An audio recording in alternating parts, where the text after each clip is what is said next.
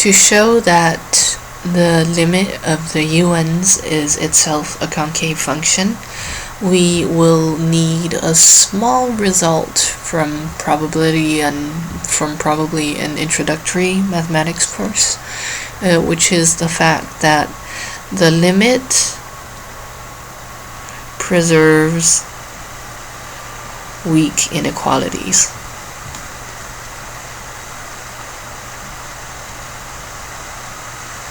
And what I mean by that is, given sequences AN and BN, so given a sequence AN and a sequence BN, which are convergent, so such that AN tends to A and BN tends to B for n tending to infinity, then if AN is less than equal to BN for all natural n, then we will also have that this weak inequality holds in the limit. Then we will have that A is less than equal to B. Okay, I will show this just very briefly, so I will give a very short proof of this. Well, note that since AN converges to A and BN converges to B, well, then we must have that AN minus BN converges to A minus B. And now assume that A minus B is greater than 0. So more or less what we will do is show that this will imply non-this, and hence this must imply this.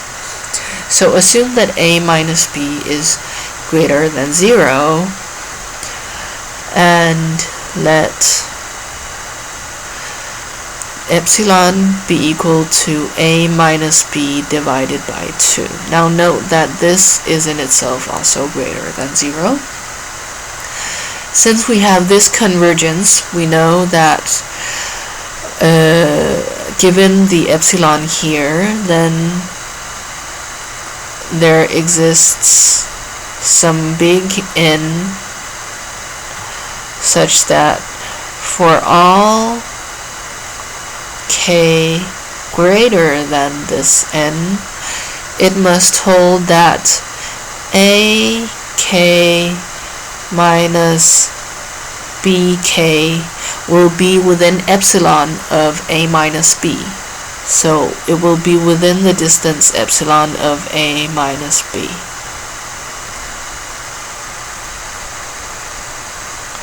So now that note that epsilon is the half of a minus b, and hence this is the same as a minus b halves, and that is greater than 0.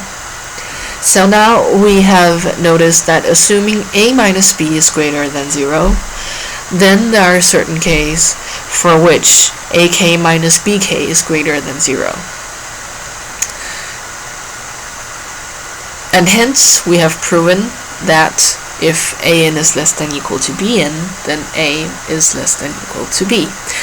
And we have the result that the limit preserves weak inequalities.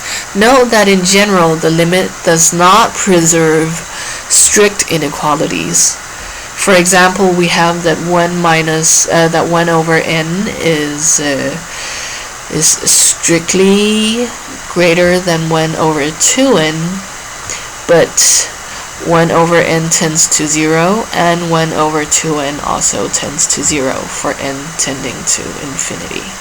So this does not hold for strict inequalities.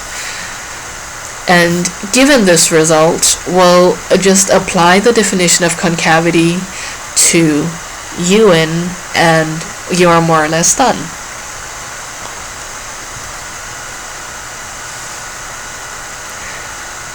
So, should we or shall we not do that just for fun? Let's do that. Okay, so what we know is For every n,